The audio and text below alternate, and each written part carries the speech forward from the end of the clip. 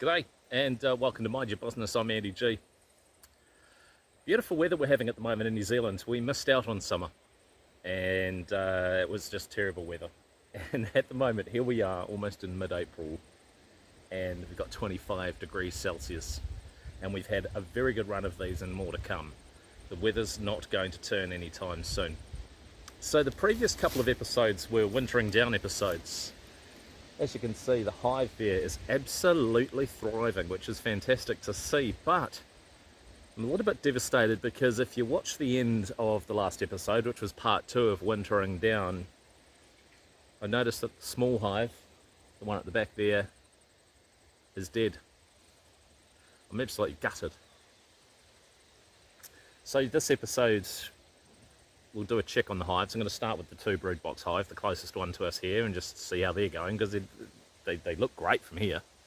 But then we need to look into the smaller hive, dissect it, and figure out what potentially may have happened. Try beekeeping, they said. It'll be fun, they said.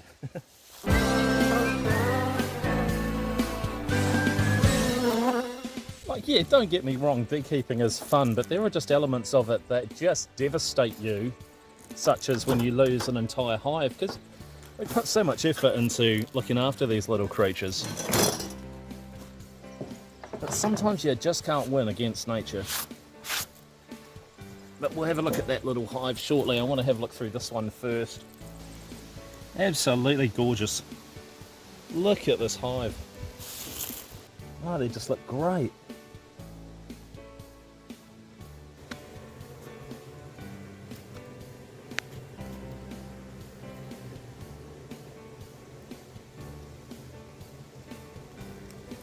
I have found with this hive that I don't need to use smoke because they're just so chilled out. I know I might rattle some cages in a second. I'm just going to do a quick spot check of some of these frames just for my own satisfaction.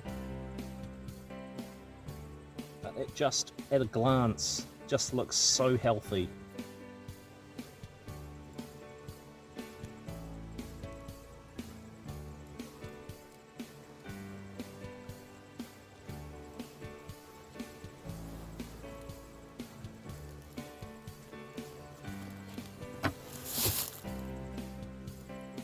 The queen is absolutely smashing this out of the ballpark. Look at the brood on that frame.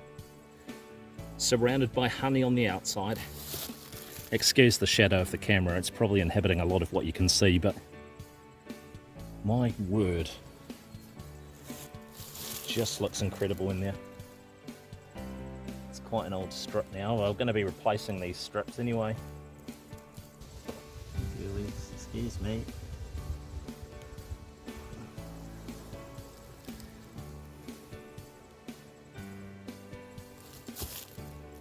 Just beautiful.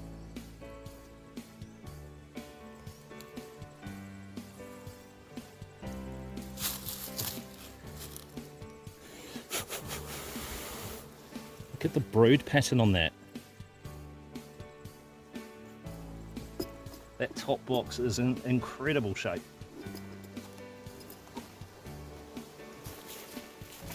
I don't always like to use these frame grabbers because sometimes you can drop the frame, but I'm just using it for today.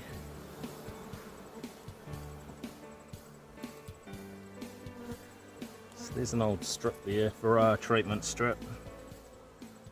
Excuse me, ladies. Oh yeah, nice brood pattern down there too.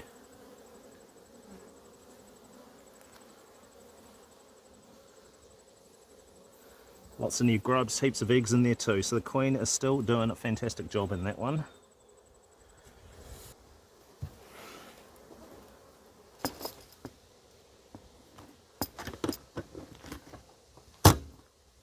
Right, so I've just spent the best part of the last 45 minutes actually looking through the rest of that hive. It's such a warm day, so it's a perfect day for it. a lot of people might argue you need to do an alcohol wash in order to check your varroa. Yeah, of course, that's one of the ways you can do it, but I've just had a really, really good look through there. I cannot see any bees carrying varroa. I've uncapped about, I think, 11 or 12 cells, had a look at some of the larvae. None of them have got varroa on them. So I'm happy that the strips I'm using are working. Oxalic acid strips. They seem to be doing their job, but I've changed them all out as well for new ones because they've expired. And long may they continue to do their thing. I don't see any sign of disease. The queen is absolutely thriving in there. The bees are bringing in pollen. There's lots of brood. There's lots of eggs. Everything in that hive is working as it should. And it's just looking really strong going into winter. So I'm happy with that, which then leads me to be a little bit worried about why the single box hive has died. So let's have a look through it. Oh well, not really been looking forward to this one.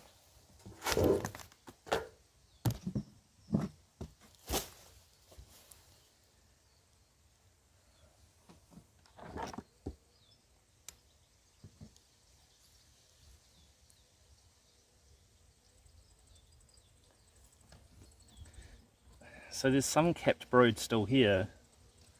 They're not sunken in or anything. And there's still some brood in there. Some wax moth has got in there. There's even a bee here which has just died on its way out. Just crazy.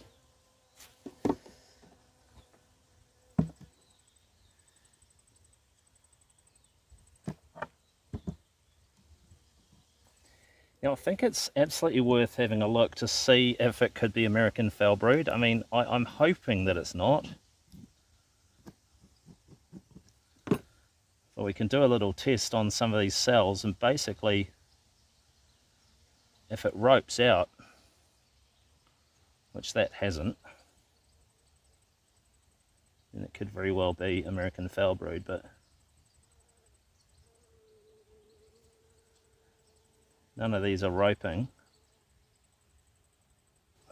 Bloody wax moth, eh? Pain.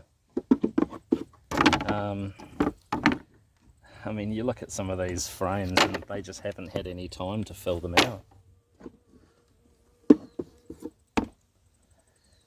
So there's lots of pollen in there which has gone mouldy. I mean, look at that, far out. So this must have happened a couple of weeks ago, because I kind of left them. But yeah, so there's only a couple of, well, these two frames really that have had brood on them.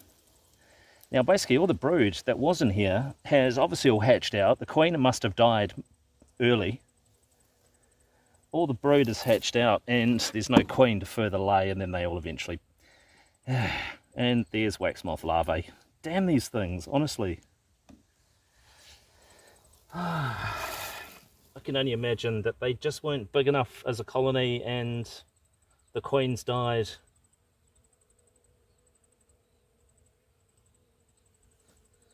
There's no dead varroa down here, so they certainly didn't get varroa bombed anyway. I just think they just weren't big enough as a colony. They just couldn't survive.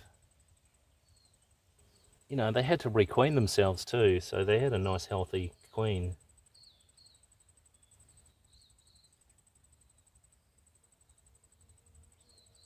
I think we're just going to have to write this one off as too late in the season, really, to give them a chance to really thrive.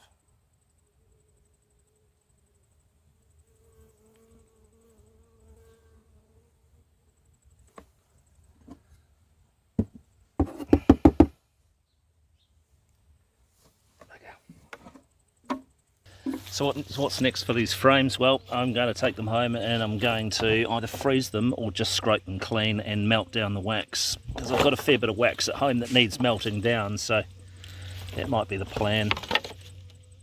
Start fresh. This is a feeder. So this is going to go onto the top of the big hive. And what happens here is I can put a sugar water mix in here. So basically 1 part water to 1 part sugar. And I can fill it up, you know, to whichever kind of level suits.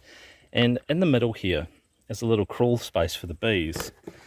So this literally sits in a special little box here, which then goes on top of the hive. And the bees can climb up through the middle underneath, and they can come through those 2 holes. When they come out through these holes, then they can climb down the side to wherever the sugar water level is, and they can take a feed and then they can leave again. What's good about this though is that it has a grooved side, so it helps the bees to grip on. So basically, once, excuse my terrible filming, once this cap is sitting on top of here, it means the bees can't get out into here and drown. So this acts as a foothold for them, so they can just get to the level of the water, have a feed and leave again. So I'll keep this on, this cap, because then it saves them drowning. And that's kind of how that feeder works.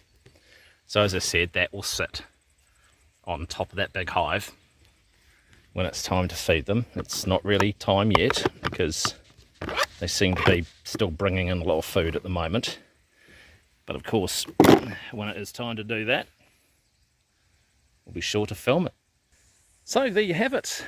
I do try and make these episodes bubbly and happy. Sometimes it's a bit difficult when you can put in so much work and you still have a loss. So 1 hive down. The main thing is I've still got that 2 brood box hive there. So we'll just concentrate on getting them through the winter now. But they're absolutely thriving, which is just fantastic to see. So that is the silver lining, I think, in this episode.